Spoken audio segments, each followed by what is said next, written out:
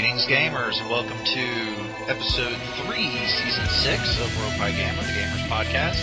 I'm your GM Byron, and of course with me is my co-host Howard.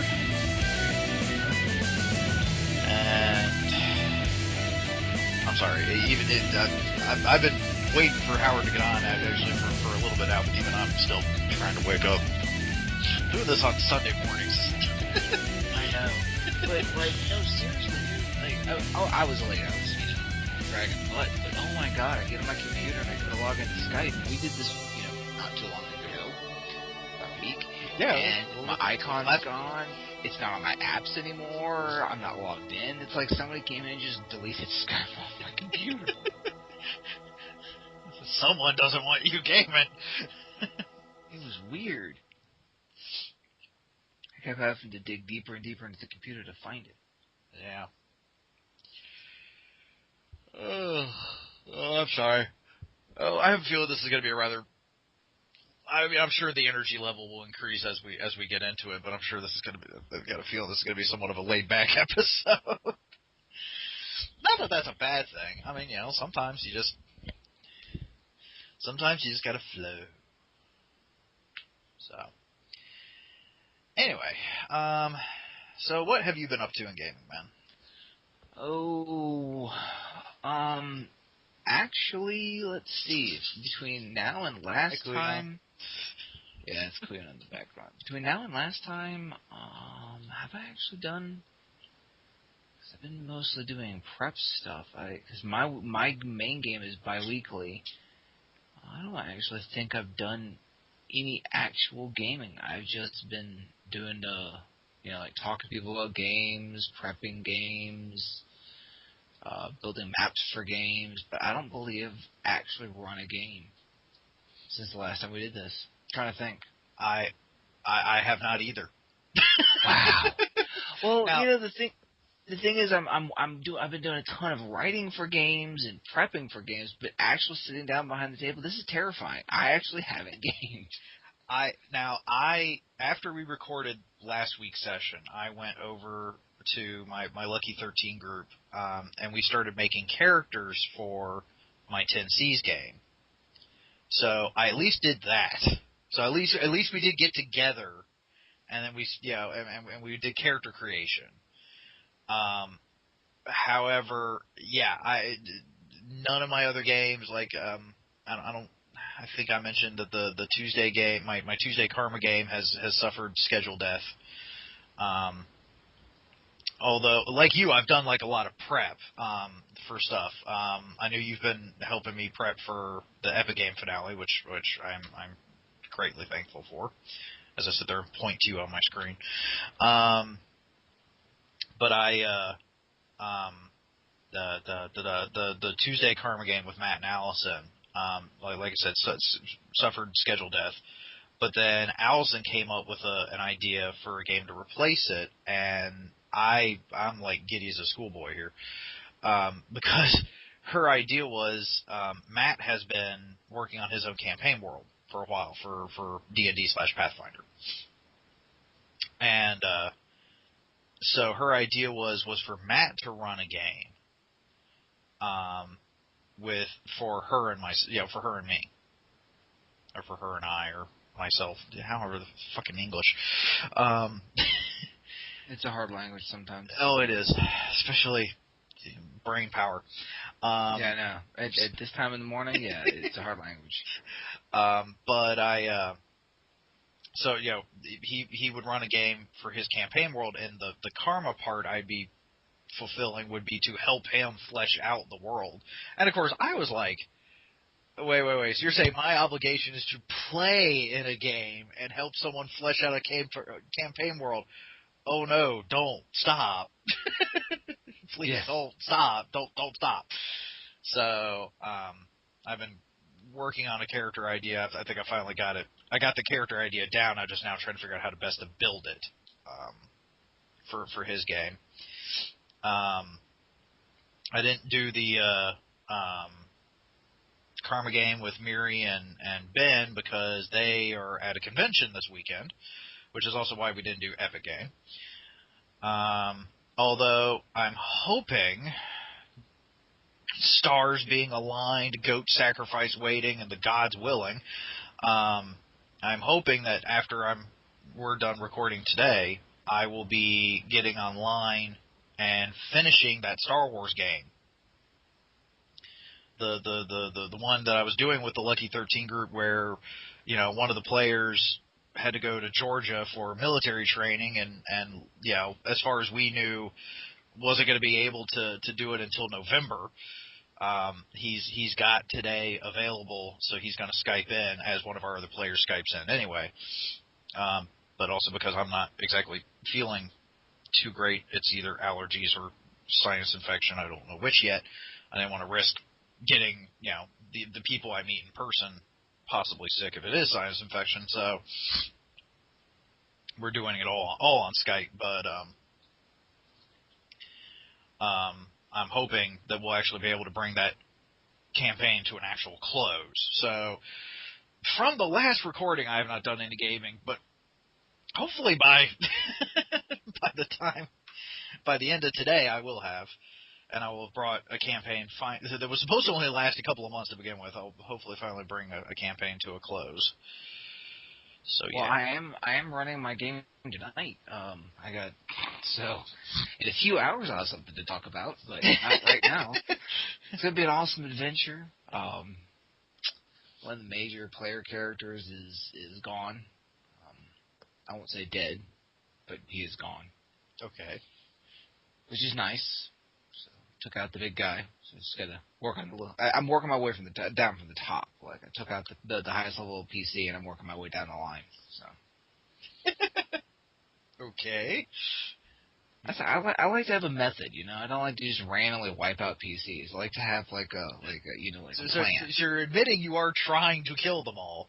I didn't say kill. Just get rid of. They're gone. They're right off. You're trying to retire them one way or the other. Yes.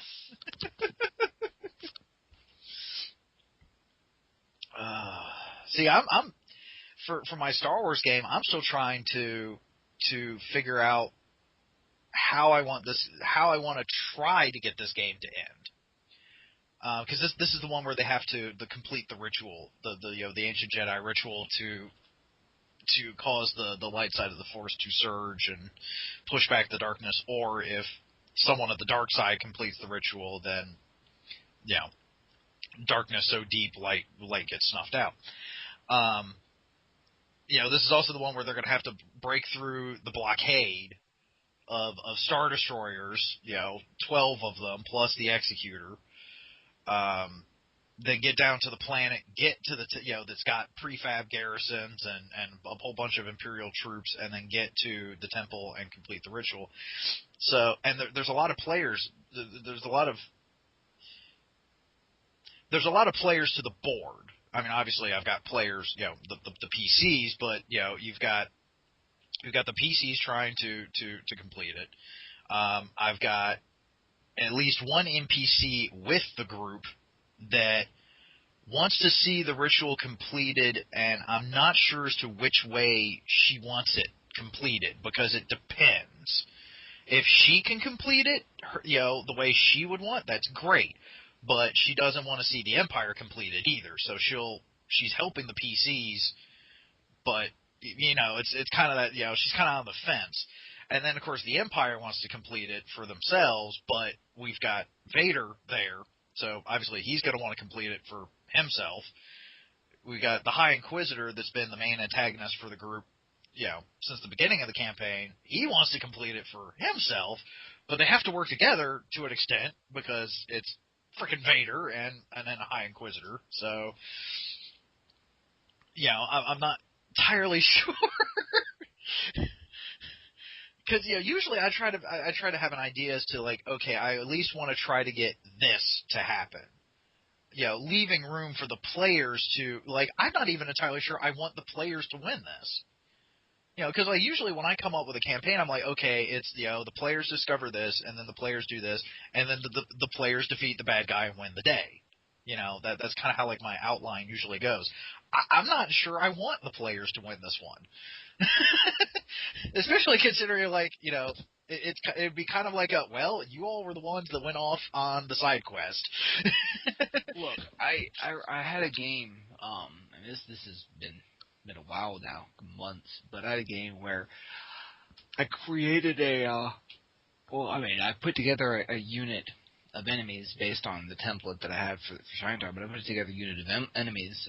I statted them out to be of a comparative power level as the player characters, the unit to unit, and I just let it roll. Like I totally, because most games, I either build the adventure so that the players have the advantage, the enemy has the advantage. This time I was like, screw it. I just built a team which could hold its own against the player characters, and I just let chips fall where they may.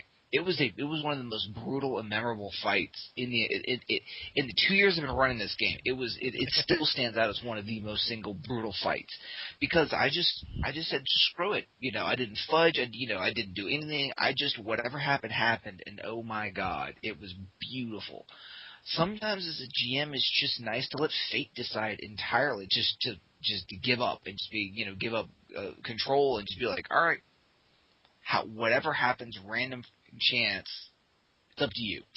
Here's my plan. Here's my bad guys. They're powerful enough to beat you, but they're not powerful enough that they will always win. Let's see how you do. Well, I would definitely have to say that the chips are in the Empire's favor for this, well, because again, the Empire has had weeks to get set up to defend this place. So, and of course, there is also the option of just something happening to the point to where just the ritual just doesn't get done for either side. That is a possibility too, because the Empire could just say, you know what, screw it, and they could glass the planet, glass the temple, and then no one can do it, So that is an option as well. But I am pretty much, I'm like, okay, this is what I've got set up.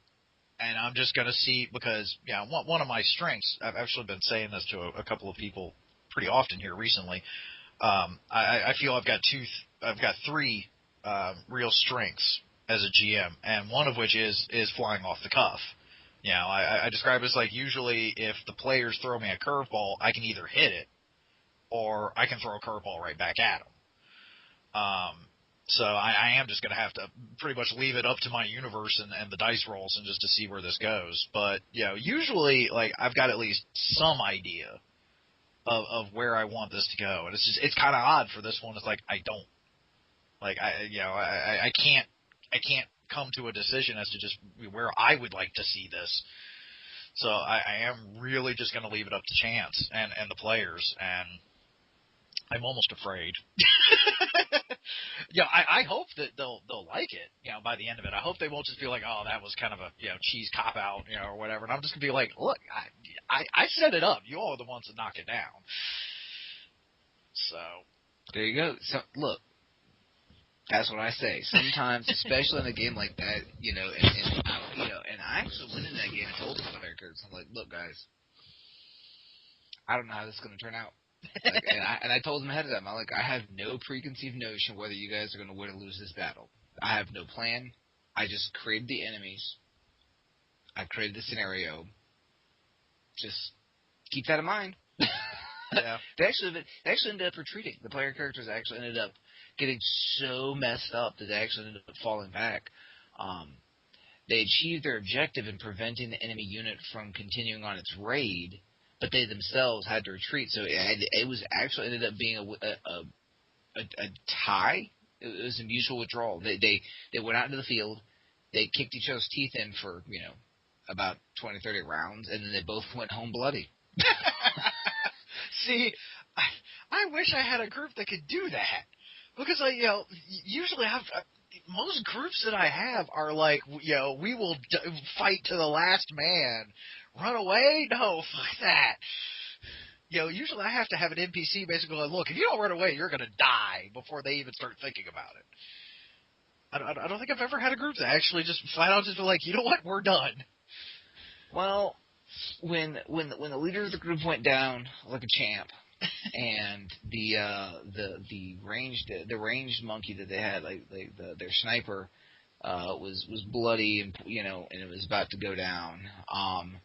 and half their allied forces had been cut down, and their glass cannon, the sorcerer was starting to take some serious wounds. The other ones were kind of looking across the table at each other, thinking, "Well, I just don't think we're gonna make it." There's not much of us left. But the also thing is you got to remember is the character that took over command after the so when Ricky's character went down, command fell to the secondary commander, the sergeant of the unit, and the sergeant of the unit actually she's a Iraq or Afghani vet. Vet. She's actually ex-military. Okay. Served 3 tours in the sandbox, and then she served and she finished up her tour in the Air Force. Doing ground air control. So she's actually, she was a military MP. She was she was a top gunner, the 50 cal, and so she's actually convoy. Has experience. Oh God, yes. She's got more experience, more knowledge than I do when it comes to this sort of stuff. And when the command fell to her, she took one look at that thing and was like, she said, "There's really no point." And it was really funny. She got this really weird look on her face. Like, sometimes I worry. Now, if you're out there, I apologize for this, but sometimes I do worry, especially when I'm dealing with combat vets in gaming, because occasionally they get this look on their face, especially in like really heinous like simulated combat situations, where like it gets real, really fast. You're afraid if you're starting to cause a remission, and she got a look on her face, and the voice that she used was like, I mean, seriously, no joke. Like and when she called for the withdrawal, I don't think anyone at that table, including myself, was going to say crap about it. No. I was like, "Yes, Sergeant." When the one that actually has military experience is looking at the military situation and going, "Fuck this," you listen. It was pretty cool. Yeah, I actually love having a vet because she's, and it's so funny is she's the least military behaving one in the group. Like, and that makes sense because military people, especially active duty and people who recently come off the tours, they don't want to play like military characters. No, they want to relax. They want to play the partier or the crazy. And she plays characters that are just absolutely off the wall crazy partiers or whatever. But when it hits the fan, there's a definite shift, and she definitely you can see it, and it's an amazing thing to observe, a little terrifying on my end. So actually, and I'll leave it with this, then we can move on to the topic. But actually, in my group, the 2 most sound tactical minds in the group are the 2 girls. Yeah. No joke. Like they've got it cold, and it's pretty funny. Now Ricky's good. But Ricky's very, very good at unit level tactics. The 2, and of course obviously the military girls also. But the two women in my campaign actually have fairly good and actually really good strategic level understandings and big picture tactics. Mm-hmm.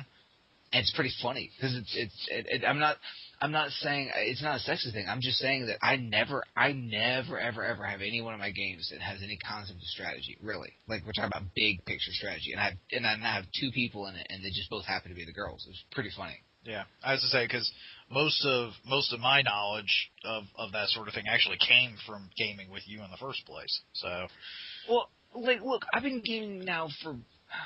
What do we figure? 18 years, some stupid thing like that. Give or take. And I never have anybody in my games that with a really high level strategic knowledge, and I now happen to have 2 of them. And it just happens to be the 2 girls in my campaign. I just find it funny. Yeah. And that's the thing. It's like I finally now have people who think on that level. I think it's amazing.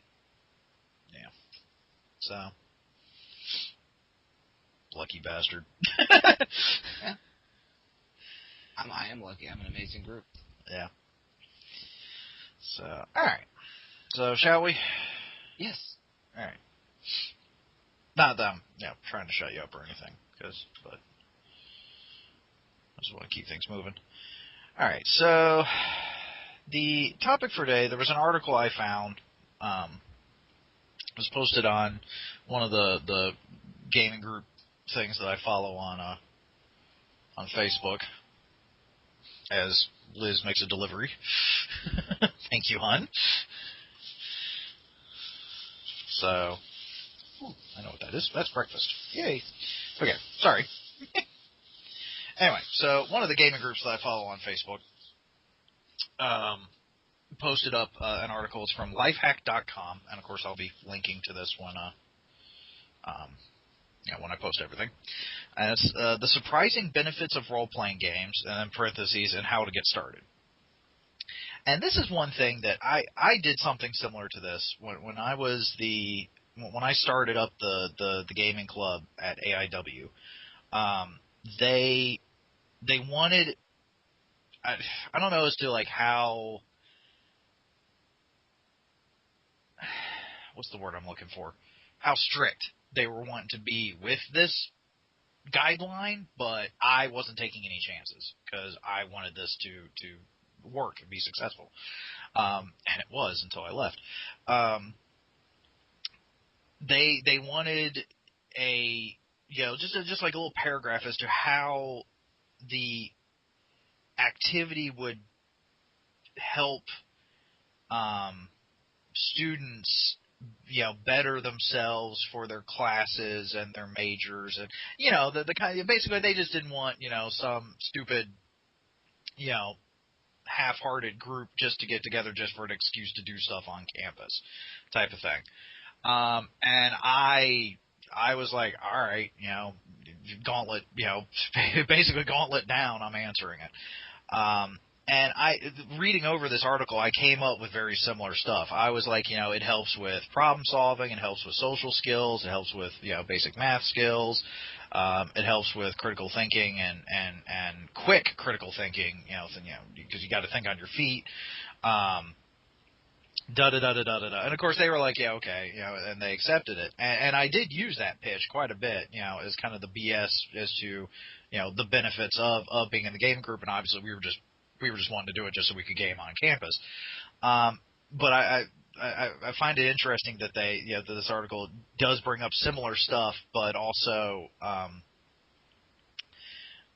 think it touched on one or two that like even I didn't initially do, or bottom line, it's still interesting to see it from a different perspective, from someone else coming up with the similar stuff. You still with me? I'm here. Okay. I'm listening. With our history of tech issues, I just want to make sure. No, well, your last time, it crashed right after we signed off. Yeah, I noticed that. It was like, because I wanted to talk to you about a game idea, and as soon as we finished recording, you crashed. I was like, at least it had the decency of letting us get through the episode first. The first time we've ever had that, not a single glitch the entire episode. I was getting a little worried. We hang up. We ended the broadcast. Waited for the ending music, and then the whole system went down. I'm like, well, there it is. Yep.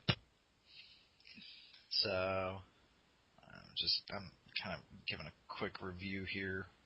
Okay. So you've got the article pulled up too, right? I do. Okay. So I'm not going to read through this. I am going to post it up, and I have read through most of it, but I'm not going to read through it like I kind of usually do, because again, I've done something similar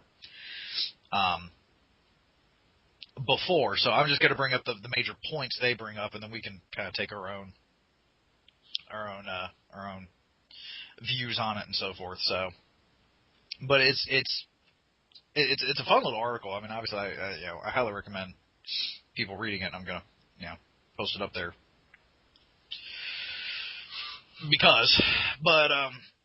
so the first benefit they bring up is playing cultivates creativity, and when it comes to gaming, this is pretty much the core of gaming in general, because it is literally you're using your imagination to create a fantasy, a group fantasy to play and enjoy. So, I mean, yeah, you could be doing it wrong, which... I'm sorry, that would be a great podcast. Well, Doing it wrong. yeah, I suppose we could try to do an episode like that. I think that would get really. I think that would turn south really quick. We need a moderator, another person to keep us on track. Yeah, no kidding. We need a chaperone. Sorry, keep going. Sorry. Okay. So, but to be doing. And actually, it was kind of interesting. There was another article I was glancing because I was trying to decide between which one I wanted to do. The other one was really short, though. But it did bring up the fact of, in the terms of role playing, you are playing a role, and then they found like two definitions of role, and one of which is an actor's part in a play. And so he's basically, you're an actor, and anyone who has even tried to get on stage and tried to play a part should fully realize that it ain't easy. Good actors make it look easy. But then again, a master craftsman, makes their craft look easy. So, but it does take a lot of creativity because it's not just what would I do, it's what would my character do? You are not an Elvish archer. So you have to try to think like an Elvish archer, and then what would the Elvish archer do? And you could have a two-dimensional character. You could just have, Captain the other... You know what? I'm probably going to have to bring up the other article, too, because I'm realizing I'm using aspects of it. Actually, it was the one that that was noted in what we did last week. It's from Epic Level Gaming. It's the value of role playing, and I'll link that to you here real quick as well. Screw it, we'll do a double feature here. Because in this one they bring up, you could play Captain Boring, the sword swinging fighter, but then, what fun is that? Where's really the fun in that? Captain Boring? Yeah. The sword swinging? Yeah, exactly. It's like, I'm sorry, I would have so much fun with that. Well, okay, you as the GM. Wait a minute. I get the feeling you're not a real captain. Sorry. Oh God, we're punch drunk now too. Great. No, but could you I'm sorry. I understand what they're trying to get at, but just with my mentality, like playing someone's it's like playing Captain Underpants, like in a game, like an actual superhero character, Captain Underpants. Why? Because all superheroes wear the underpants on the outside. Not really, but... Well, okay, the newest Superman movie, he finally took off the underpants. Right? When they redesigned the suit. No one else? Crickets? Yeah, crickets. Okay, moving on. Someone out there, one of our 2 or 3 listeners is going to get that joke. Anyway. So, and of course, you and I have always also been, you get in what you get out of it what you put into it. So, although, I think that mentality, the group can help with that some, because of if you're not being very creative or just in a rut, not necessarily that you're not very creative, maybe you just can't come up with a really good idea, but everyone else around you is, that that kind of helps you feed off of that energy, and they can help you find a good idea and whatnot. But bottom line, like I said, it's using your imagination to help tell a group story. That takes creativity. That takes imagination. Otherwise, you're just sitting there. It's like, all right, I move here. I swing my sword. I roll dice. I hit. I do damage. It dead. Moving on. At that point, you might as well just play a freaking video game. I have, as you know, I have my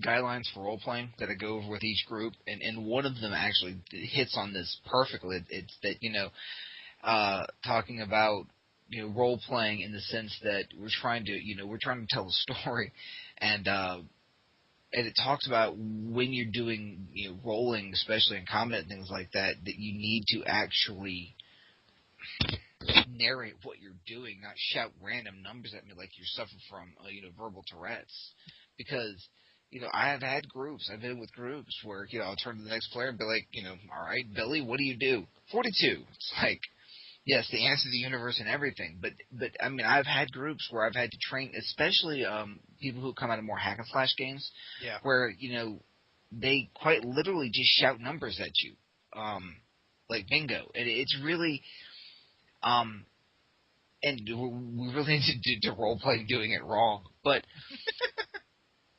you are correct. Now, I will say this. So my military player, she had, all during the time she was in the military, she played Dungeons & Dragons. And actually, I believe prior to the military, she also was a teenager.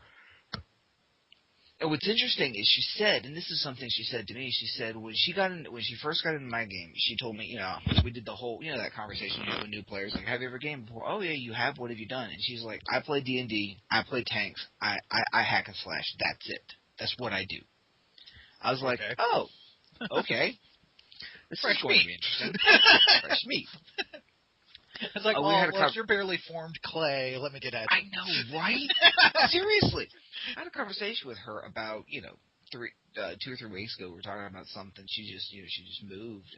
We were discussing game, and she said, Howard, I just wanted you to know. She goes, before I came into your game, I was a hack and slasher. I didn't even understand role playing, what that meant. She goes, your character, she plays our spy Rogue. She goes, I love this character.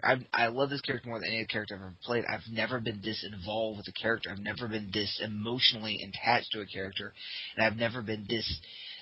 She goes, I lay at night thinking, like I have, after some games, I have trouble sleeping because I'm thinking so hard about in character. Because in my table, you're going to roll. Like, we're going to be role players. Not. I mean, it's less about the dice and more about the. But what I mean is talking about the creativity is that I know in my table, and I've taught my players, my more senior players, to recognize this. The minute a new player comes to us wanting to invent or wanting to create some part of the world, like one of the guys, he wanted a war-trained mule, and he put a lot of time and work into his mule Muriel. And I know it sounds, it may sound silly, but the point is that he took ownership of a piece of the world. Another player, she just came forward, wanted to design a unique unit of special forces, basically an entire archer team. But the point is that as soon as my players come to me, it's like, I have this great idea to add this bit to your world, to add this color to your world, or add this piece. That's when I know I have them hooked, because that's when they buy into the creative process. That's when they want to begin to create content, not just play. Yeah. And the minute they take ownership, I know I have them hooked. And it really all has to do with creativity, because up until that point, they're just sitting there rolling dice. They're having fun, they're telling a story, but they're not creating. And then when your players engage in the creative process of your world, you now then have a new role player. Yep. So yes, creativity is key. Oh yeah. So, shall we move on? I will say one other thing. The guy who did Mural is also he's a starting artist. He's pretty good. I should sometimes show you his art. He's only been in the game for like 6 months. I should show you his art from the beginning of the game to now. The confidence level of his art, the passion of his art, it's amazing. And part of it happens to be that he's drawing a lot more now that he's in my game because he's a lot more subject matter. And part of it is that he actually has an audience who appreciates his art, so it gives him a chance to, and it's really funny is, in kind of an odd way, like, he draws for the art, and then, the different player characters are like, I love that, but could you change this a little bit because I envision my character this way.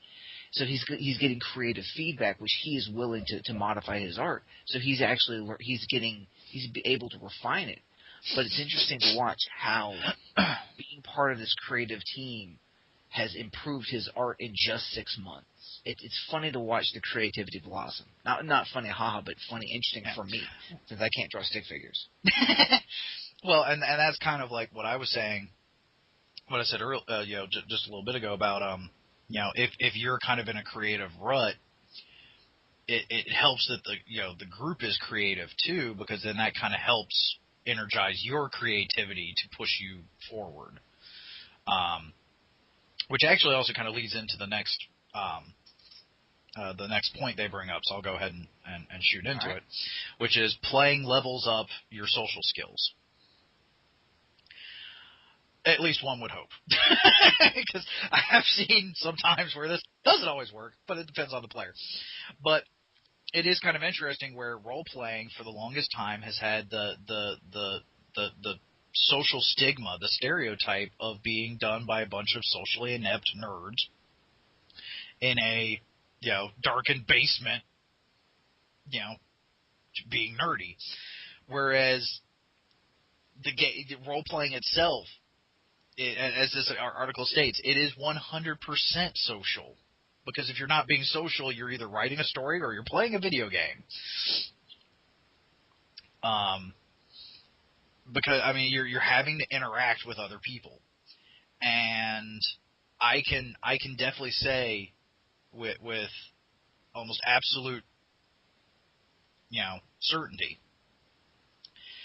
that gaming helps people with social issues, with interaction issues. I've seen it. I remember we did it some at RMA. Yes. I saw it again at AIW. I've seen it every group I've had. I've always come across people who have had, some slight social, problems for one reason or another. It doesn't even matter necessarily where it comes from. But if they're in the right group, because I have heard some horror stories of people like this being in the wrong groups, and it doesn't help, it hurts them. But if they're in the right group, it really starts drawing them out of their shell, helping them blossom from a bud to a full flower. Because it's not just social interaction; it is kind of directed social interaction, because it is, we're playing characters trying to tell a story, but you have to interact. You just can't. I have yet to really hear of anyone seeing a player that was very shy and mousy and just like, oh, I do this and I roll my die. Being able to stay like that for long. Because, again, unless it's a bad group. But I've never really heard of anyone being like, oh, I used to be like that, or oh, I know someone like that, and then, they're still like that, or they still know the person as being like that. It's always, I used to be like that, or I used to know someone like that, but then they, because, role-playing is social. That, like imagination, that's one of the core things. I think what was one of the, I can't remember which of these two articles it was, but it's like, you can't role-play alone. Just like, and the person writing the thing was like, I've tried. I've tried. It's not very fun. Challenge accepted. Well, no, because like I said, I was like, if you're doing it on your own, you're either just writing a novel, you're writing a story on your own. Which, hey, if you want to do that, more power to you. But that's not role playing. You really can't role play alone. That would be a really sad game. Or you're playing a one player video game where the story is kind of being fed to you. Now, that not necessarily that's a bad thing, because there are sometimes where even I'm just like, I'm in the mood for this kind of for this type of game, and I know I can get it from a video game, and I can't get it from a group, so I'm going to play the video game, and I'll play it, and I'll be happy, and then I'll move on. But you can't do D&D. with the dice and the maps and the minis and the screen and everything on your own. You need at least one other person. It's an interesting concept. I really actually never sat down and thought about that, but really you can't roleplay alone. Nope. I mean, it's a stupid thing. I mean, it's just not something that, but no, really, it's kind of a funny, it's, even, I mean, there are few things in this world that just honestly you cannot do alone. I mean, heck, you can have a conversation with yourself. I mean, you're crazy, but you can. But role-playing, just, you're right. Without another person, it isn't role-playing. Huh. Mind blown. Actually, and you're right. With role playing, it is interesting to seeing social skills. What's also interesting is, and I guess it may okay. This comes from the psychology background. Is I don't know whether it's that we are better at diagnosing things, or whether because of the population explosion, because we're constantly more people, we run into it more often, or because gaming is such a bigger subculture that we are more inclusive. But I am actually beginning to see relatively easily identifiable, we'll call them social disorders, showing up in gaming.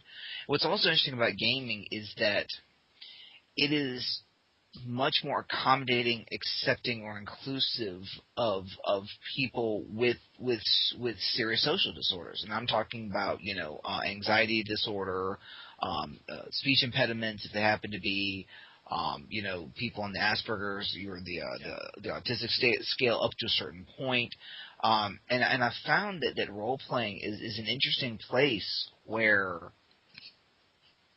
it is a social gathering where if you have a social disorder or a social challenge or whatever, you can still be part of a highly social group. Yeah, and actually, where in other places you can't.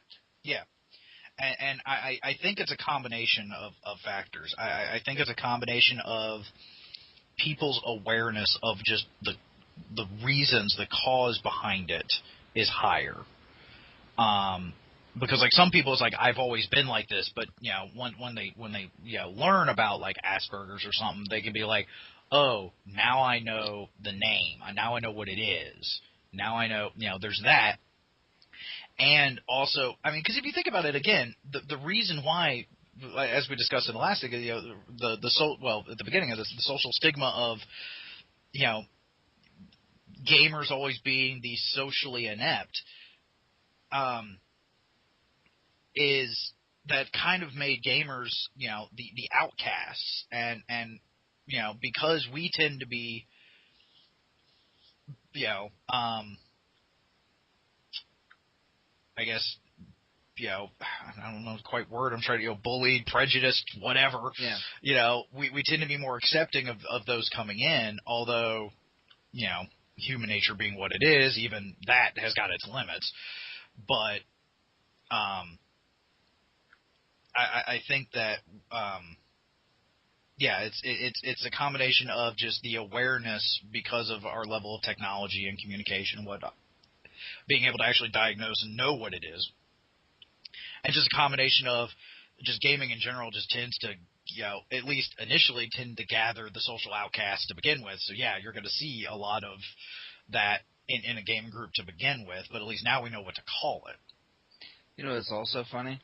As technology improves and as technology increases and as more and more people spend more and more time on their phones and actually cut off, you walk into a restaurant now and everyone's sitting on their phone. They're not even talking to each other. I enjoy watching people text each other across the table. I think that's absolutely just fascinating to me. But what's interesting about role-playing, and even when we use technology to communicate, it's still... It remains in a highly social, face-to-face interactive situation, and as society goes more and more to people, being on their phones, being distracted, being on multimedia, my wife and I was commenting on this last night. When we get together, we spend most of the time together, our together time, sitting in a room watching TV together, or something like that, or a movie together. We're not actually interacting with each other. We are interacting with something else while sitting in the same room. And people are now doing that more and more with cell phones and things like that. But gaming, when you get together in a gaming group, You sit down and you're for 3 or 4 hours. You're just sitting there talking to each other. In fact, it is one of the. It is becoming one of the. Even if you're online. Right. Yeah. Even when you're online, what we're doing now. I mean, we're online. We're not we're not even in the same state, let alone same room. But we're talking. And what's interesting to me is, as society becomes more antisocial, as society becomes less capable of social interaction, gaming is becoming more and more the hallmark of social interaction. So when you think about it, when we were teenagers, when we were kids starting this gaming, gamers were stereotyped as the unsocial, the socially inept people, and now, we are 20 years later, we are the social ones. We're the only ones sitting around talking to each other. Everyone else got their face stuck in a cell phone or a tablet, and we're still sitting around a table talking to each other. Think about it. Yeah. So it's funny. It's funny how the tables turn. The tables. What is it? The worm has turned. Yep. So, and this actually kind of leads up to the next point. So I'm going to go ahead and moving on. Playing encourages teamwork and cooperation.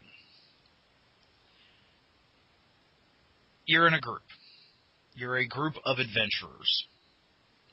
Everyone, I'm sure everyone listening, all 15 of our freaking listeners. We're up to 15? Oh my God, break up the I think that's where we were, last time. We were at 12 or 15 or something like that. And then I actually checked, what was it, last Monday, we actually had up to 10 views on the blog, so yay. But that actually reminds me of something I'll have to tell you later. But, You're in a group of adventurers, and everyone listening to this has probably been in a game at least once, or in a group where at least in one session there was someone that was just like, I'm going to go do my own thing, or my character's going to go and do this, and not go with the. In fact, I think we discussed it when the 10 sins last week. Pardon me. And it just tears the group. It tears the group apart. It ruins the game. It just spoils the story. Oh, good lord. Pardon me. It just ruins everything. Because you're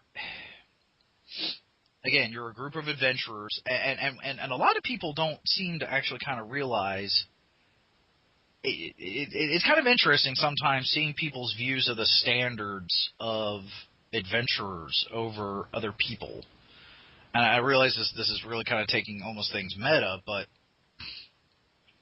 some people, when they complain that their character doesn't have enough treasure or something like that, and I just want to sit here and just remind them, I was like, okay, if you were a farmer, you would be lucky if you ever saw a single gold piece in your entire life. You might be lucky if you had enough silver to make a gold. But you probably would never actually see a gold mark, period.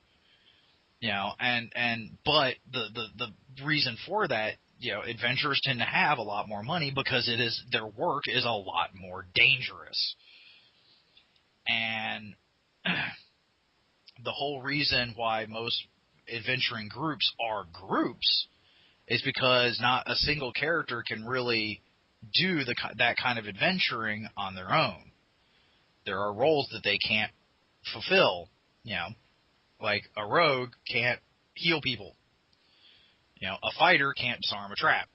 Well, okay. They can by running right through it. But not in the sense of being able to then continue on the rest of the dungeon. Maybe a better example, a fighter cannot cast a fireball. There we go.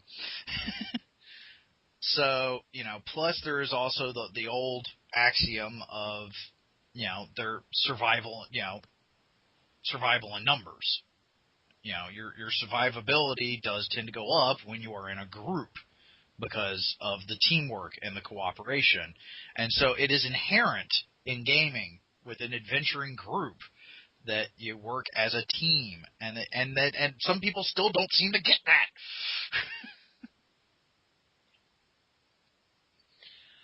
You know, about teamwork, Ricky, his comment on my game, the thing that he loves the most is the fact is that, so aforementioned, we have military people, and of course I'm military thinking, and you know that in my games they tend to be more tactical. But what's interesting, is particularly about this group, and some others that I've had, but in a lot of ways, this group is the fact is that they are learning to work as a unit, and that's something that I stress in gaming, is because if you don't work together, you die alone, and that's our watchword. But what's interesting about it is to see is how this particular group, and how new players, when they get included into this, how quickly they sort of fall into the pattern of unit cooperation. And not only do the plans actually work better, but what's interesting is how much more people enjoy it when they know they're part of a group, you know what I mean? Mm-hmm. And what I find interesting is watching a group of strangers over a period of time become a cohesive working unit where each person knows their role, knows their tasks to do in any given situation, and it's just cool watching them develop into this like finely tuned machine. And when they reach that level, how capable they are to do things. And I remember I was doing a convention game, and one of the new players was sitting there, and after a pretty serious combat, he goes, "I've never been in another game, convention or otherwise, in which the players were taking out each other's opponents." You remember the old X-Men cartoon, like in the 80s or the 90s? Remember how they would get into a fight and they get all beat up, and then invariably Cyclops would shout, switch partners, and they would realign who they were fighting with to better line up which their superpowers versus the other guy's superpowers. Yeah. And they would always win the day. And it was funny to watch this battle unfold where they were having trouble, and so they ended up starting to take out each other's enemies. Because I of course matched up the player characters with the villain with the enemies to make the enemies would always have the advantage, and the player characters naturally switched up, and so like clockwork they started taking down each other's enemies, and they were using their abilities to cover each other. And at the end of the battle, the player character at the convention, he was like, I've never seen that. And I've never been in a game where I've seen that done. He goes, that was amazing. And I'm like, teamwork, buddy. It's how it works. Yep. You're about to, for all of you listeners out at home, in a few seconds, you're about to hear the rise in noise level when my family comes up the stairs. And then, of course, I'll have to mute it when they get right behind me because I don't want to blow out my speakers. But okay. So I just the baby waketh, huh? Oh yes. Oh no. When the baby and the dog and the wife hit the top of the stairs, the dog and the baby, they enjoy it. So, but I'll mute it before it gets too bad. We've gone either they're up early or we've gone too late, one or the other. No, they're up early. Okay. But yeah, I mean, I've seen what I like seeing, and I've seen this and a couple of times in my games. The Star Wars game I'm about to hopefully do later today, has had more than one instance of this happening, where the players will sit there and they know the objective that they have to achieve. And they'll sit there and be like, okay, so you're good with this, so you do this. I'm good with this, so I'm going to do this. Then you can cover this, and and they sit there and they plan it out, and they plan it out with, taking their characters' strengths and weaknesses, into account. And then sometimes somebody say, well, what if I do this? And they'll be like, well, hey, that's a good idea, or like, no, because then that, messes with this, and then this person can't do that. So but they sit there and they plan out, they work together, as a team to make a cohesive plan to make sure that their characters survive. I love, and I think I've said this before. I know I've said this before. As a GM, I love it when players actually will sit there and do that. I reward that. I don't sit there and I'm like, okay, now I know their plan, so now I know how to undermine it. Usually by the time the players get to that point, my NPCs already have their plan in place. They already, because it's the player characters, they're reacting to what I've set forth, for them. So the NPCs already have their stuff planned. They're already like, okay, the NPCs are like, we're going to do this and we're going to attack this way and we're going to send these forces this way, this way, this way, and then we'll win. And then the player character's like, all right, this is what's coming at us. This is how we're going to deal with it. We're going to do, they sit there and they plan out. And so I don't sit there and I'm like, I try very much not to be like, okay, well, now that I know the player's plan, I'm going to change my plan to screw their plan and because, I'm an evil bastard. No, I usually, like I said, it's like, so long as the dice rolls back up the planning, I usually reward the players if they sit there and plan something that the plan succeeds. And sometimes, especially if the dice rolling is really good, the plan succeeds exceptionally well. And that actually also, again, leads into our next topic, so I'm just going to move right along, if that's all right with you. Which I think you're muted, which means the family's there, so all right. No, I was listening. You said we're going to move on, but I've also kind of got my hand on the button. All right. So I'm a little distracted. All right. So the next topic that they bring up is playing teaches problem-solving skills. So, yes. And I've seen groups do this too. And I can't even say that it's necessarily a bad thing to do, so long as you're willing to chalk up for the consequences. But sometimes, yes, the easiest way to solve a problem is to beat the face. Sometimes the easiest way to solve, for an adventuring group to solve their problems is to kill it. Is to burn it with fire. Is the simple, violent, just waylay it. But, like I said, if you're going to do that, be willing to accept the consequences thereof. Thankfully, I have never really had a problem with this, but I have heard of other people where some people are like, okay, we've got this problem with this thing, let's just kill them. And then when they find out that they killed it, and then they're getting arrested, and they're now going on trial and whatnot, they're like, why is this happening? It's like, you killed it. It's like, well, yeah, but this shouldn't be happening to us. It's like, you all are a group of beginning characters. You have no fame, no pull, no money. You do not have the resources to be able to for people to treat you any different than any common criminal. Guess what? So, in fact, what's up? Hang on. I think we're about to hit like the 1,000 decibel mark, and I'll mute it. All right.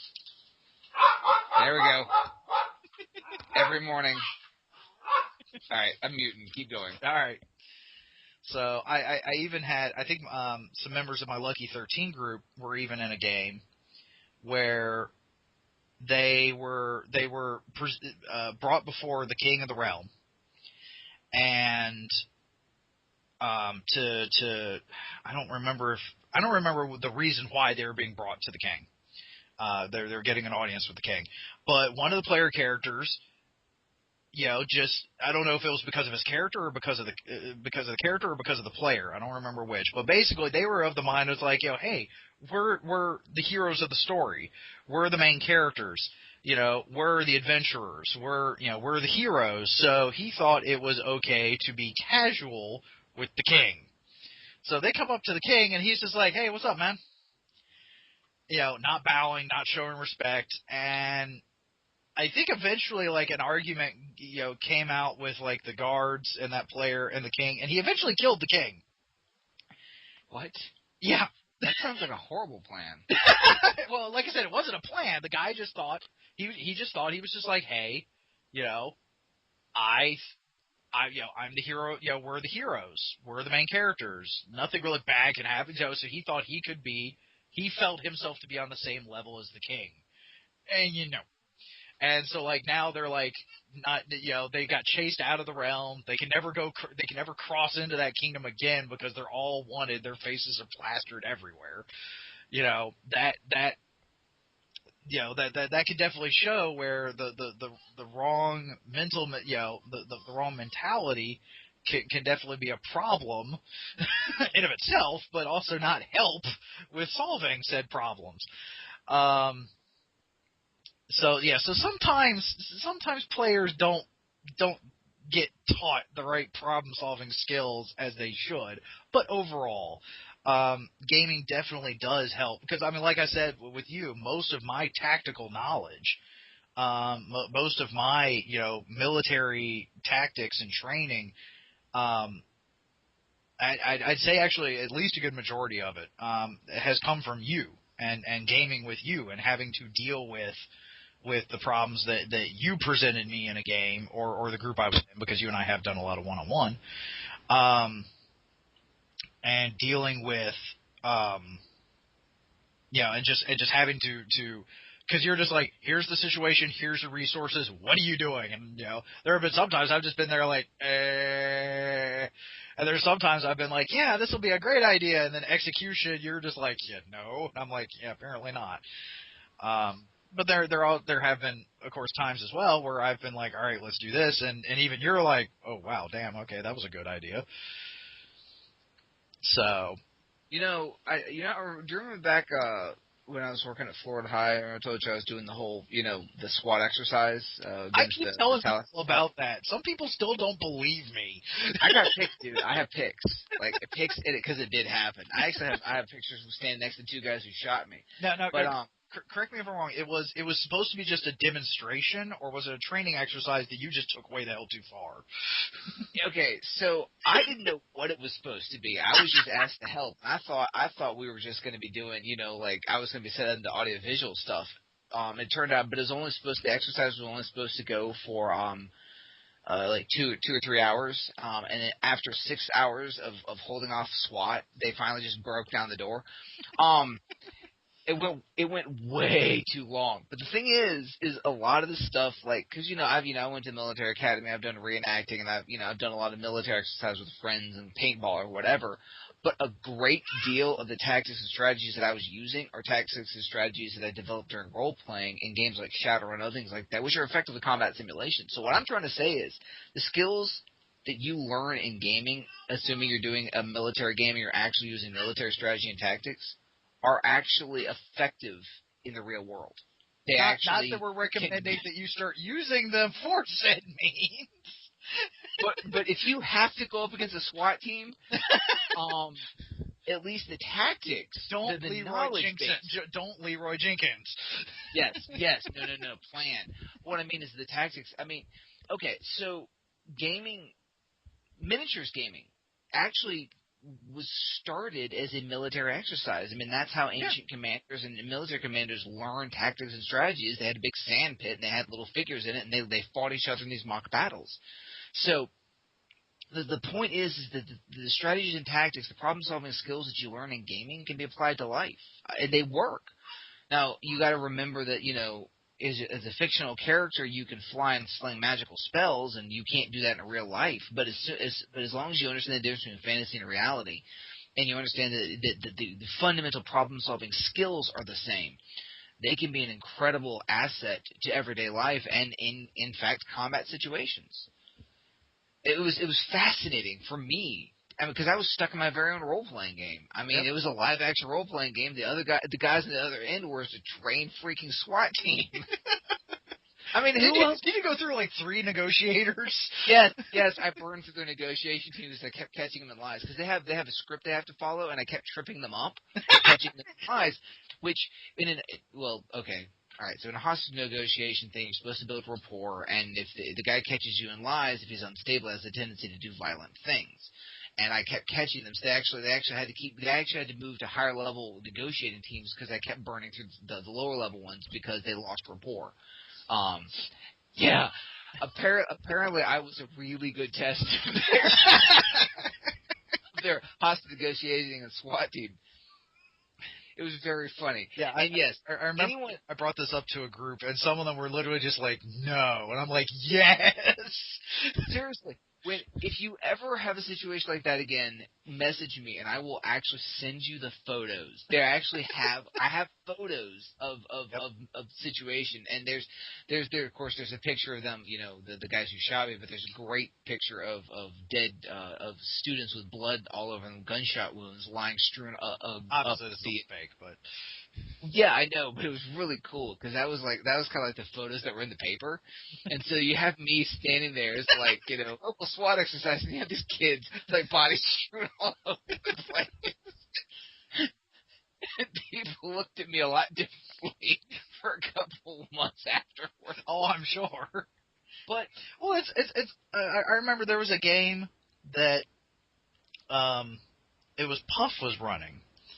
It was kind of a Resident Evil, but we were playing ourselves, and like Puff, had it to where she got kidnapped, and we suspected by who, and I was like, okay, so and we sit there, our group, it was Liz, myself, and I think Miri, at least. I don't remember if there was anyone else involved or not, but we were all like, okay, so we think we know who. Let's do a snatch and grab. So basically, we were like, let's kidnap, our lead so we can interrogate them to figure out, what they've done with Puff. And I was just like, I know. And of course, we're playing ourselves. So I was just like, I know the perfect person to call up for this. And Puff was like, who? I was just like, I'm calling Howard. And she was like, I don't think I could role play Howard. I'm like, no, I've got my phone. I am calling Howard. And she was like, awesome, do it. And so we put you on speakerphone. And I think you were with Ricky. yes. And we were like, okay, dude, here's the situation. What do you recommend? And you pulled up Google Maps, and you were like, okay, you're here. There's a park over here. If you can get them over there, you can do this. And for the next 40 minutes, you were helping us plan this kidnapping. Of course. No, I remember Ricky and I were sitting there, and you called me and you explained the situation. I'm like, hang on a second, confab. I put mine on speakerphone. I'm like, Ricky, here's loadout. And so we're pulling up Google Maps. We're looking at an aerial view of the road streets. Ricky was helping me plan it out. He was searching stuff up on his phone to get distances and time. Yeah, it was. But see, if you were in a real situation, that's what you would do. You would call me up, and I would get Ricky, and we'd plan it out. Yep. And of course, you learned that, and I learned to do that and whatnot through gaming. Yes. So, all right, let's move this along, because I think we got a little off tangent on that one. But the next thing they bring up, and to be perfectly honest, I know a lot of these I've brought up has been a core of gaming. The imagination, the social. The cooperation and teamwork, those are core features. But this one right here has to be the nuclei, the seed. This, if nothing else, is the core of gaming. Because this is why we do it.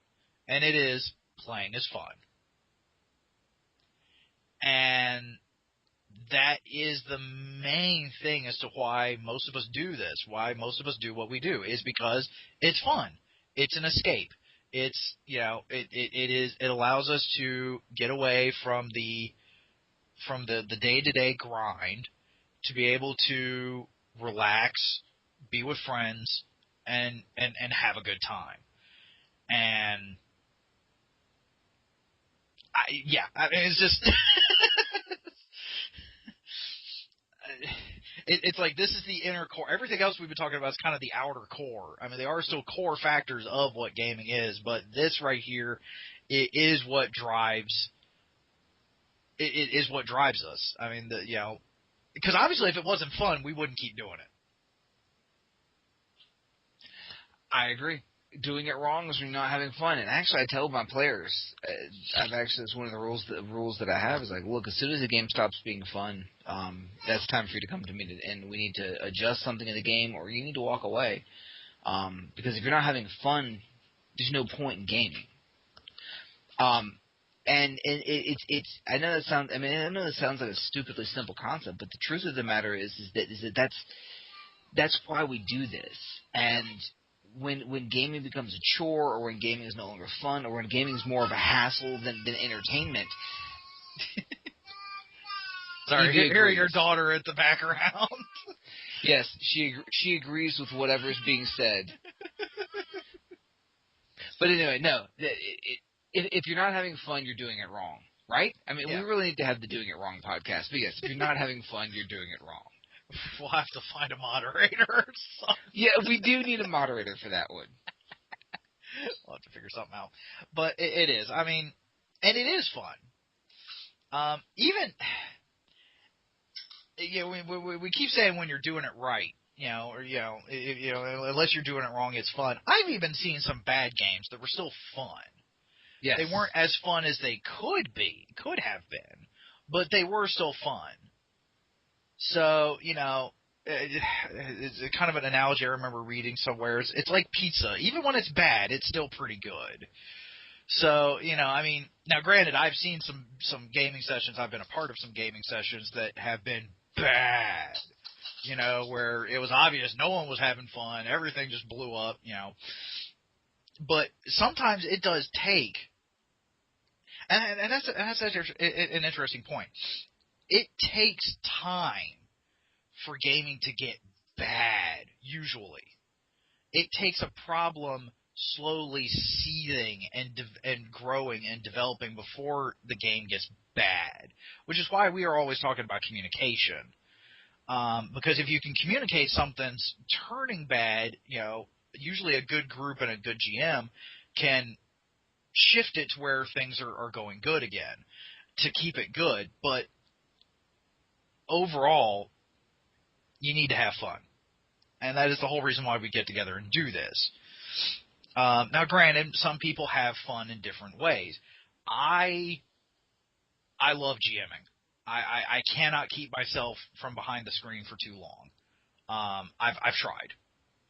There was actually one quarter at AIW where because my mom was feeling that I spent too much of my time gaming and not enough time on my schoolwork, and I started a job, I actually tried to take an entire quarter off. 11 weeks. I tried to take an entire quarter of school off from gaming. Someone else was running I was still organizing the gaming club, but someone else was running the game. I think I lasted about 4 weeks, 4 or 5 weeks. I don't even think I was at midterms. Or maybe it was right after midterms. It wasn't the whole. I didn't make it the whole quarter. Before I was just like, I can't do this. I have to game, because I had no outlet. I had no de-stressor.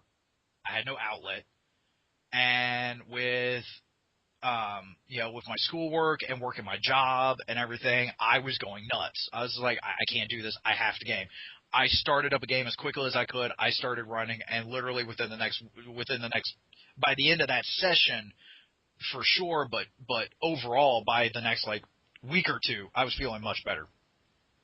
Unfortunately, the damage was already done, and that was actually one of my worst quarters I had at AIW. So the next time Mom brought that up, I was like, Mom, I tried it, and I almost failed my classes. So can we move on? Yeah, I really, I don't know. Going over this, it always brings the whole thing. It brings me back to what my mom. When I started gaming, originally my mom was very concerned about it. But by the time she retired from teaching 15 years later, she was one of the biggest advocates for gaming for students just because of all of the benefits. Yep. And one of the things about it being fun, the unintentional consequences of it being fun is that it's kind of like it being fun encourages you to do it. It has all these other benefits, but you wouldn't you wouldn't sit down with a bunch of friends and learn, problem-solving skills or work on your, social skills or, negotiate. You wouldn't do that unless the medium was fun. So the reason you get all these other benefits is because it's like learning is fun. And it's my mother, she talked about that. She goes, it teaches math, it teaches writing, it teaches language, because it teaches all these things that we learn in school. But kids hate doing the things in school because they're boring. Yep. But gaming teaches all this stuff, and kids love to do it. Why? Because while you're learning all these skills, the problem solving, the writing, the language, the socials, all of that, you're doing it in a fun environment, and that's why it works as a teaching tool. Yep. Actually, I remember one of my worst classes at at RMA was algebra. My junior year. I think it was my junior year, because the teacher literally was just reading out of the book. I remember the teacher was there because he was coaching like the track team, but because it was a private school, they were like, you need to teach a class as well, and somehow he got stuck with algebra. I don't remember. I mean, he was a retired Army colonel. He was a retired Army major, if not colonel. I think he was a major. I think it was major. And so, but like he didn't want to be doing it. So he was just reading out of the book, and it was one of my worst classes because there was no fun whatsoever. I didn't like math to begin with, but I mean, he literally just droned on day after day after day. And yeah, actually I think it was my Algebra 2 class, but still, it was horrible because it wasn't fun, and I don't. It's part of the thing of what I don't get. I remember I had a teacher once. Actually, I think this was even before RMA. I had a teacher once that they were like, "I'm not here to entertain you." And I remember actually thinking, I was like, well, then I'm not going to learn anything. I didn't say it, but I thought it in my head. I was like, well, then I'm not going to learn anything, because if it ain't fun, I ain't going to learn it. Because I'm not going to focus on it. I'm not going to think about it. And gaming is.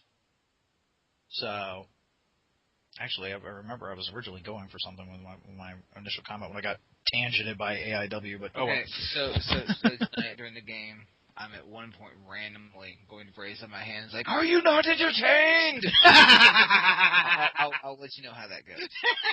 Awesome.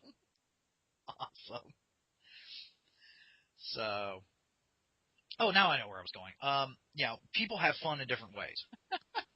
What? Swahili. Shut up, you.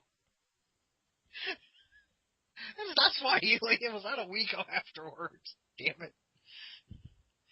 But I have fun by running games. That's the main way. I have fun as a player, but I get the most enjoyment out of running games. That's how I have fun.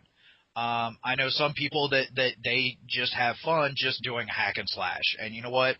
If they're in a group that does that, more power to them. If that's how they have fun. I know some people that they need a story. They need a very compelling, intricate, plans within plans, layers on layers story. Otherwise, they get bored real easily. What about you? I mean, what is it that you get the most enjoyment out of? Because, like I said, for me, it's GMing. It's the creating of the world. It's pitting my world against the players and seeing how they're going to fuck things up and how I can, turn things back at them and whatnot. It's just that interaction. But what about you? I think for me, the entertaining thing that's most fun about it is the group dynamic. Watching the development of the players as individuals and groups, and how, because psychology is my background, and how much games can change people in positive ways. And I love watching the groups grow over time, to become a family, to become friends, to become something more, to become, the part, the whole is greater than the sum of its parts. And I really love, for me, it's the journey, watching and being with the group as it develops and grows to something else, that they meet as strangers, and then years later, weeks later, but for me, typically years later, they depart as lifelong friends, and the experiences around the gaming table shape them and their personalities and their thinking, and just, I love that journey. I'm wondering then if that's what influences you to make the type of games that you do. Yes, because you, you've got the really long run, and I'm envious of this, but like I in my own practice, I can't have a game last more than a year or more because like I get bored with it, or the players get bored with it. So I mean, the longest running game I've had has been a little over a year, and actually it was one of the times I did the Star Wars campaign and the Epic game. I think have been the longest running games I've done. And the Star Wars game didn't suffer nearly as much schedule issues as the Epic game has. So, but I can't, as much as as much as I would love to say it's like I would love a game that would go, that long. I don't think I could run it just because, of my mentality, what I get out of it, I can't go that long term. And I'm really thinking that's part of the reason why you do, because I know you do very intricate plots and stories and whatnot, but because you just said you like the development of the group, that's why you probably make such long-term intricate games. Yes, no. I'm sorry, dude. I was people were Anyways, you got distracted. Yeah. No, but I wholeheartedly agree. But also you got to remember that game what you know, right? Write what you know, game what you know. Yeah. And again, my background is in industrial organizational psychology, which in effect is group psychology. So what really blows my skirt up when it comes to gaming is the group dynamics. And I have many years of education and many years of experience dealing with group dynamics, building groups, and so gaming is sort of a pure exercise in group dynamics and group building, and that's what I enjoy. Finding the right people to fill the right roles and being kind of like as a GM, most kind of like the mentor, and building these functioning units that work as a seamless group, and yes. Because that's what I enjoy, because that's where my strengths lie. That's why I design and run the games that I do, that run long and have a great deal of development throughout. You are correct. That is why I do what I do, and it's also why I gravitate toward the games that I gravitate toward. I'll have to keep that in mind, Tom. So, I think if you break down any GM and their style, you'll see these threads. I mean, what are your strengths? And that's the kind of games you run. What are my strengths? That's the kind of games I run. I ran long-running military campaigns. Yeah. That's what I'm good at, and that's what I enjoy. Mm-hmm. Yeah. So, okay. To keep things moving, although I think we're going to glaze over this part a little, because the next part of it is how to get started. And this could actually go into a whole nother freaking episode.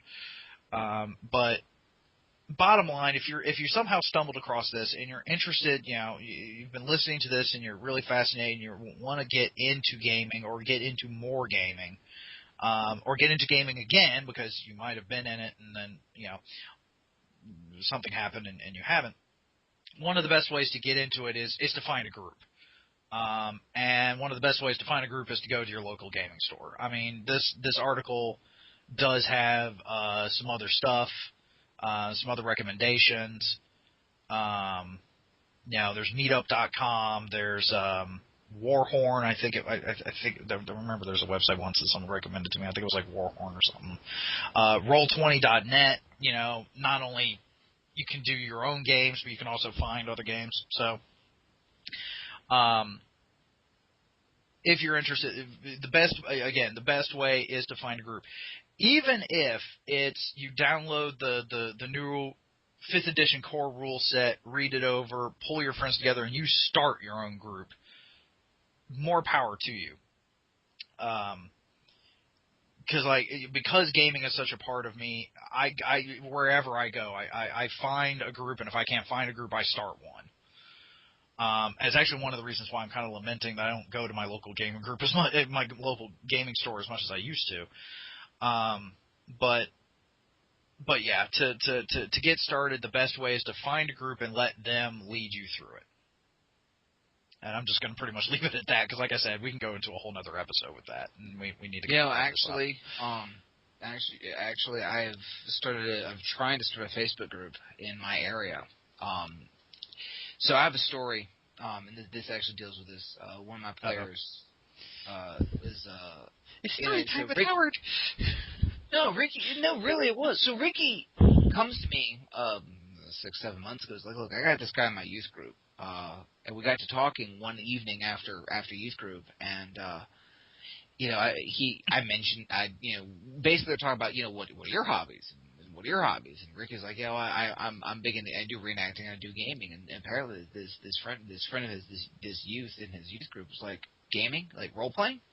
And Ricky's like, yes, and he goes, I've always wanted to try that. He's like, I've read books about it. I've seen it online. I've heard a lot about it. I've always wanted to get into it, but we live in Madison, Georgia.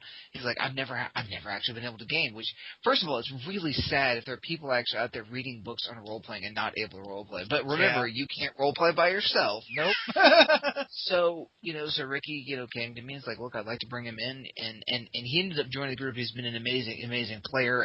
But the point is, like, here's a kid who all he wanted to do was role play, but because of being in a small southern town where these sorts of things are not, well advertised. I mean, you can find a football game or a hunting club, but finding a role-playing group. So actually, I recently started Facebook, and I'm trying to make it more accessible to people, because apparently there are people out there who all they want to do is role play, but they can't find a group. Because there's not a local game store, or because for whatever reason, role-playing groups in certain areas are very secretive, possibly because of the stigma or stereotype in the past of being persecuted. Yeah. But it's interesting, that it never occurred to me, because I've been gaming for so long now that I can find a group anywhere. Well, because you know where to look. Oh no. Have I not told you the Walmart story? No. So I'm sitting in Walmart. Now, granted, I was there. Okay, so I'm in the bedding section of Walmart, like the linens. I'm wearing black, cargo pants and a non-graphic T-shirt, like a gray T-shirt, and I guess I have long hair and I have like a little goatee or whatever. But I'm standing there in Walmart looking at tablecloths for tables. Now, I was actually looking for a tablecloth for my gaming table at Ricky's. But, like, I'm just standing there at Walmart in the linen section looking at tablecloths. Got that in your mind? Yes. This dude walks up to me in Walmart in Madison, Georgia. I have never met this man in my life. I've never even seen him. He walks up, he's like, hey, I'd be interested in making a sale. I'm like, it's me. So I'm like, oh, okay, maybe I can help you. He's like, yeah, I've got a pretty big collection of Magic cards. I'm looking to make a sale, and I'm like, well, the truth of the matter is that there used to be a gaming store that sold the Magic cards here in Madison, but it's long since gone. The closest store is going to be in Athens. It's going to be Tyke's Games does, but they just opened up a new like Dragon Star Gaming whatever, and they exclusively do Magic, so you could probably sell your entire stock there. He goes, yeah. He goes, well, is there anything closer? I'm like, not really. He goes, well, I'm just kind of driving through. I'm like literally just here now. I'm on my way to wherever he was going, and I'd really like to make a sale fast. I'm like, look, it's like 30 minutes up the road. You probably should be able to unload your entire stock, and you'll get the best price there. He's like, all right, cool, thanks, dude. And he walks away. And he gets to the end of the aisle, and I'm like, how did he know? It's like, what about you at that instance gave him the inclination that he talked to you right? a Magic card? Right? It was like a drug deal going down to Walmart. So I have no problem finding gamers, because apparently I have like the little symbol above my head that tells people that I'm a quest giver.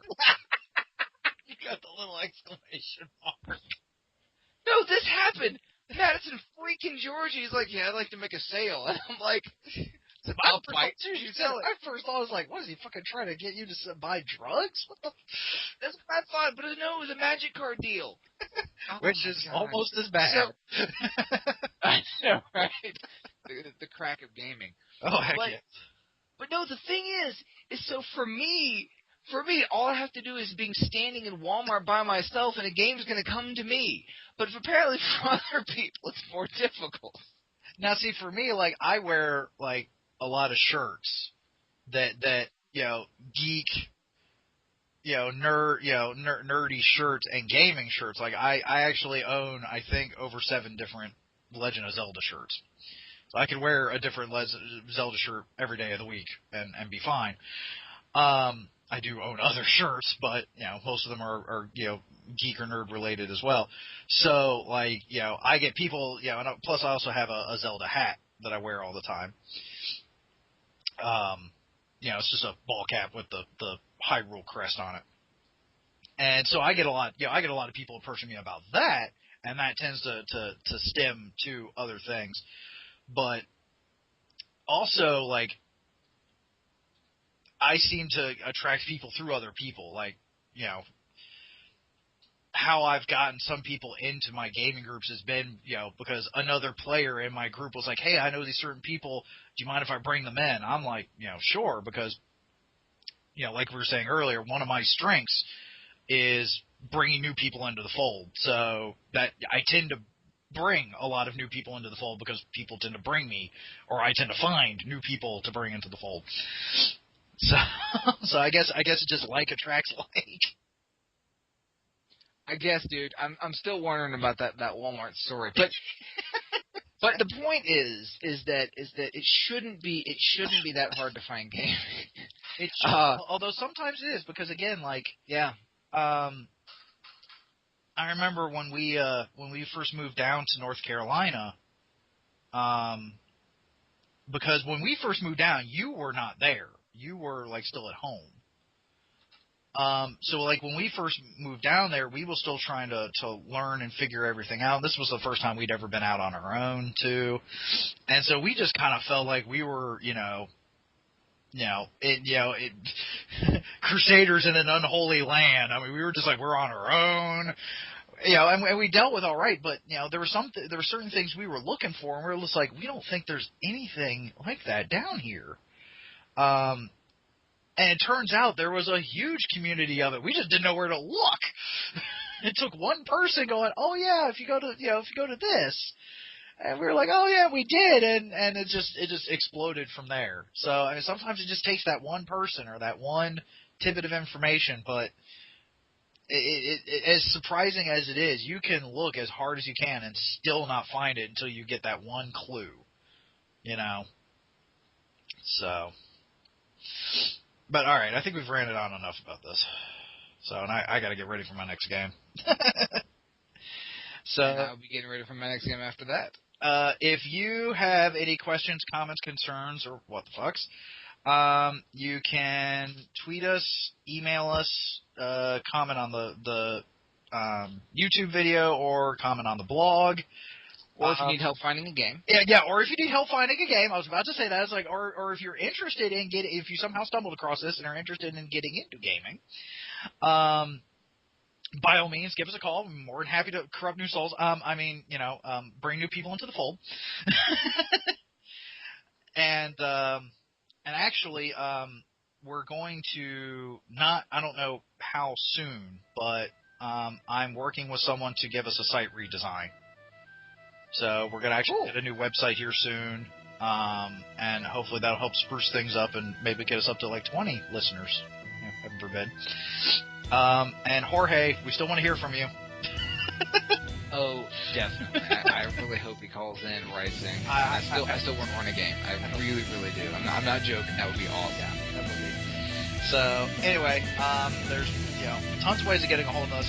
We'd be more than happy to hear from you guys. More than happy trying to help you guys out. Again, if there's any part of gaming that you, even if it's about a specific game, a specific rule set, we've been doing a lot of general stuff so far, but we can get into specifics. Let us know, because we'd love to hear about it, and we're happy to talk about it. So thank you for joining us this week. Hopefully you'll join us next week. I have been your GM Byron. I've been your Bruce Howard. And just remember the motto of Ropai Gamma is roll high, play well, die hard.